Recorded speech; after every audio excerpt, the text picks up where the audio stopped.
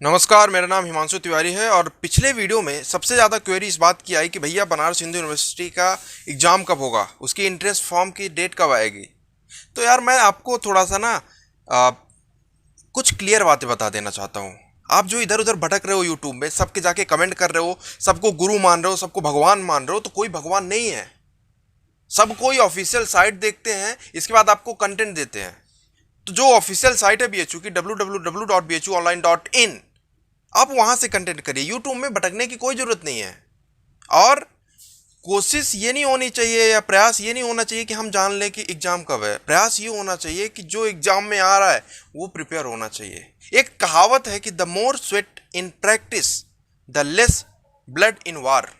जितना ज्यादा आप प्रैक्टिस करने में पसीना बहाओगे, उतना कम आपका युद्ध के मैदान में खून बहेगा। ठीक है, तो फोकस ये करिए कि आप प्रिपरेशन करिए।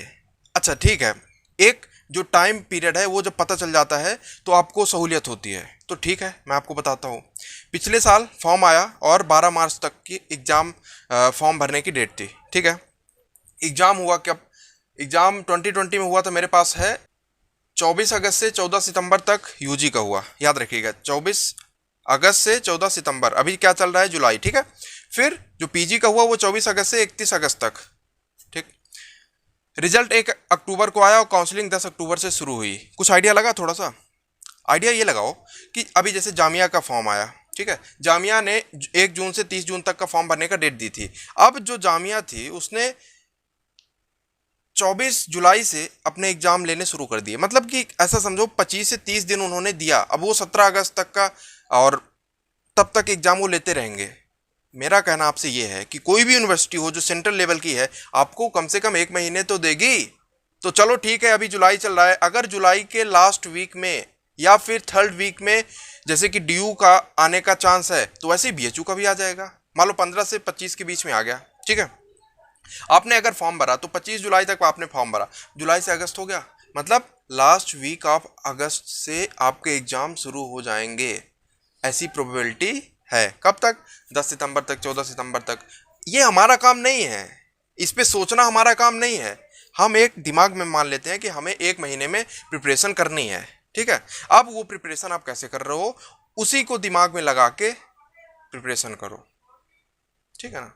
और एक बात मैं आपको बड़े प्रेम से बताना चाहता हूँ यार, कि आपको अगर कोई दिक्कत हो, आप इंस्टाग्राम पे ना फॉलो कर लो, या वहाँ पे आप मेरे को क्वेश्चन डाल दो। यहाँ पे कमेंट में भी आप जो भी सवाल हो आप डाल सकते हैं। ठीक है, हम कोशिश करेंगे उस पर वीडियो बनाने की। और ये जो बीएचयू की सीरीज़ में ला रहा हूँ, ये तीसरा वीडियो है शायद।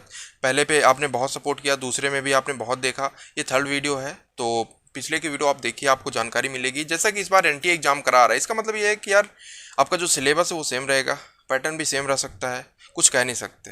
लेकिन पैटर्न बदलने से ना क्वेश्चन का जो लेवल है वो बहुत हाई या लो नहीं हो जाता। और अगर वो हाई कर भी देंगे, अगर उनके यहाँ एडमिशन ही नहीं हुआ, तो जो कट ऑफ है वो तो ऑलरेडी लो होगा, मतलब कि एडमिशन सबका होगा। बात समझो, अगर एग्जाम पेपर कठिन हो गया तो जो बंदा 90-99 पाता, अब वो 85 नंबर पाया, तो जो 85 पाया पहले कट ऑफ जाता 85, अब कट ऑफ जाएगा 75। समझ रहे हो? तो ओवरऑल ना बातें सब ठीक ही होती हैं। इस बात से कभी नहीं डरना चाहिए क्वेश्चन कठिन आ गया। अगर कठिन आया तो वो सबके लिए कठिन था। ठीक है, तो आप ऐसा करिए कि आप जो एग्ज़ाम का मोड है, कई लोग पूछ रहे थे तो ऑनलाइन ही होता है, तो देखते हैं इस बार भी ऑनलाइन ही होगा। और टिप्स यार यही है कि बेसिक से शुरुआत करिए। आप चाहे बीए की तैयारी कर रहे हो चाहे एलएलबी की, अपना मोटिवेशन जो है वो हाई रखिए। आपको ना सब कोई मोटिवेट नहीं कर सकता, कोई भी नहीं। एक बड़ा अच्छा एक्सपेरिमेंट हुआ था, एक्सपेरिमेंट ये पता चला कि जब एक्सट्रिंसिक मोटिवेशन होता है कि रिवार्ड मिलेगा, पैसा मिलेगा, तो उसमें ना हमारी क्वालिटी डाउन हो जाती है, क्रिएटिविटी नहीं आती। अगर आपको ये हो गया कि भैया टॉप कोई भी मार सकता है जो बंदा अच्छा करेगा, लेकिन अच्छा करने की कोई डिफिनीशन नहीं है, आप अपने हिसाब से मेहनत कर रहे हैं, तो इंट्रिंसिक मोटिवेशन आपको बहुत आगे तक ले जाएगा। तो आप खुद कोशिश करिए कि मैं अपने लिए कर रहा हूँ जो भी कर रहा हूँ, और मुझे अपने लिए कुछ करना है। तो मोटिवेशन रखिए, मॉक टेस्ट सॉल्व करिए। ठीक है ना, ऑनलाइन लेक्चर अटेंड करिए अगर आपको कोई दिक्कत हो रही है, या फिर खुद ही पढ़िए और रिवाइज करते जाइए। एनसीईआरटी जरूर पढ़िए, अपना करंट अफेयर अपडेट रखिए। कोशिश करिए कि सीरियस होके थोड़ा सा, है ना, कुछ दिनों के लिए गर्लफ्रेंड बॉयफ्रेंड और शादी बारात इन सब को छोड़ के थोड़ा सा मेहनत कर लिया जाए, आपका सिलेक्शन हो जाएगा। चलिए, आपका बहुत बहुत धन्यवाद वीडियो देखने के लिए। वीडियो को आगे बढ़ा दीजिए, शेयर कर दीजिए, चैनल को सब्सक्राइब करके बेल आइकन दबाना मत भूलिए, वरना ऐसे वीडियो मिस जाएंगे। तब तक के लिए आपका बहुत बहुत धन्यवाद।